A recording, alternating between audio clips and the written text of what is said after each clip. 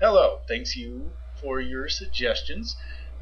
I found one good one that is highly promising, and that is Darkfall Online. Now, some of you think that Age of Conan is promising and might be good. I checked it out. It's not. It's going to suck and it's going to blow ass. That's just my prediction. However, Age of Conan has still 98% of the problems that all other RPGs have. And they fixed one thing. Fixed was the combat system to make it a little better, but it's not going to help the entire game as a whole to keep it alive. So I don't want to waste time talking about that game ever again. Darkfall Online, however, is they're incorporating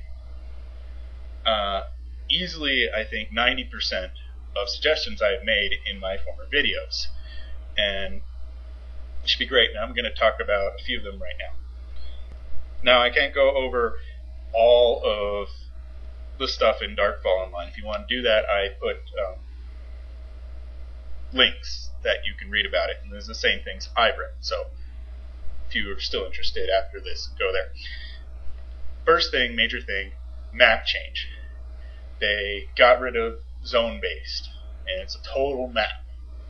Now, they didn't go infinite size like I want, which is the ultimate type of thing you could do for a map, but they did go extremely large. They say it is the largest map of any other RPG out there, especially continuous based, because there's no zoning. You can literally walk from one side to the other. And they say it takes about 8 hours to walk across, which is roughly like the size of Delaware. However, it is still 4 to 5 times larger than, say, the entire mass of World of Warcraft, including the expansions. So it's really large. Not only that, there aren't any invisible barriers. There's not like any hidden. There's not giant mountains that you can't climb across, or walls you can't get through, or things that make it, that make zones. You're basically fenced in. They don't do that. At least they claim that you can get anywhere by doing just about anything you want, by trying to climb, by boosting yourself up, blah, blah, blah, blah, blah. And in the map, you can explore anywhere. That's the one thing. But you can also build and conquer these places. You can build your own houses. Clans can build their own cities and stations and blah, blah, blah, which is supposedly unique from one to the next. So they don't all look like, Monopoly houses or something like that, which is awesome. And it leads the way to something that I think all of these RPGs really needed, and that was to have an actual warfare system. Real warfare, not like, we ransacked their city a couple times, but they still control it, blah, blah, blah. Okay, I'm bored now, I'm going to go play Capture the Flag with them, That shit made no sense.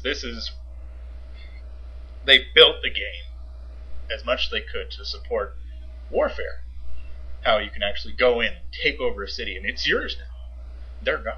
They're kicked out. And you can take over people's houses and like mini wars, real battles, real defensive things. You can actually use the catapults and the cannons and whatever. You can actually use them, unlike props in other games. You can use them. That's very nice. I like that. And to talk a little more about the warfare system, they have real-time combat.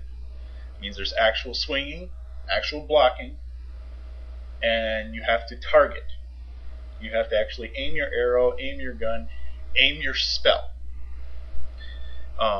They also have, and put it in, mounted combat, which is something that's really been missing for a long time.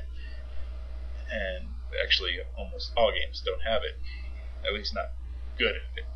And they've done it. You can charge in, you can swing. It can die, which is something I really wanted. The mounts can die, they can just fall from under you.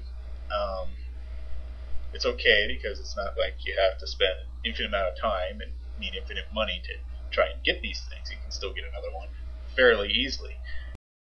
A beginning player can't get it, but intermediate and above, they can get it fairly simply. But it's not something that'll live forever. They can be killed, they can be stolen, looted, blah blah blah blah blah. Pretty much everything I thought that they should make sure to take care of, they did.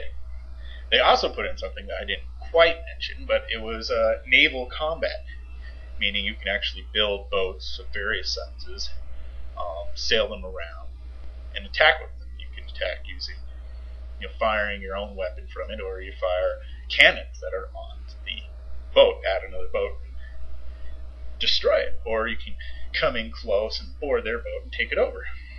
Things like that. I haven't given Naval Combat a huge amount of thought because there hasn't been a whole lot of games that have it, so I don't really know all the pitfalls, but it definitely seems like something cool to do in this game.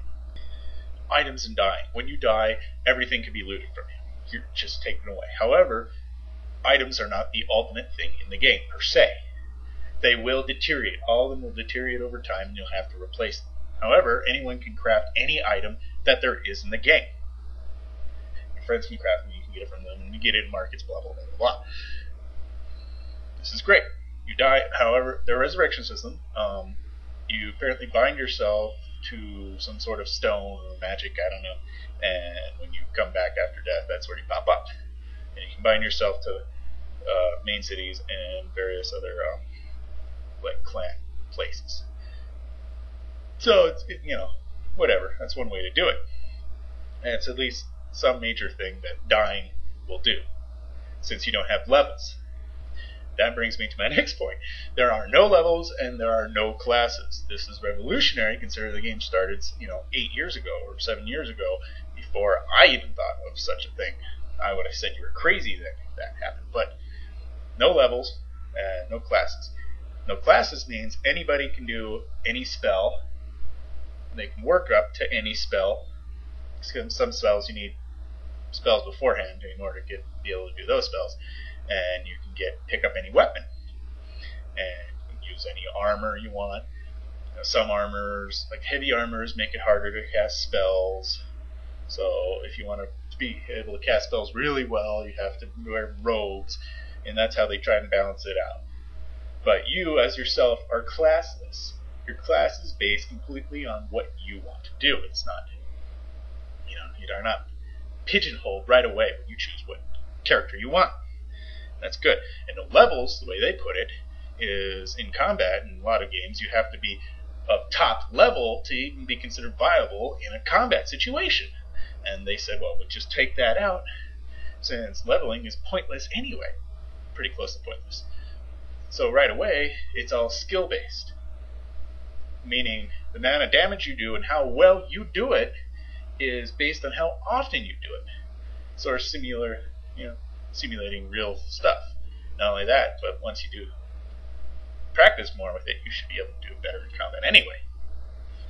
Another cool thing in combat, since you don't, you have to actually target it and aim things. There's no auto-targeting system. You can't just select target and, be able to find people. There's no name hanging. There's no target there. You can't see what it is. Therefore, there's also no little radar, which I always hated that you had that radar because it could be so easily scanned in a mod. But you can actually use stealth because of this, because they don't know where you are. It's not even outputted. You have to be able to see them, which means they can wear certain armors that will hide them. They can sneak around, walk slowly. You can try and hear sound to hear them coming. You can look for the glare off their sword or armor to see them coming, stuff like that.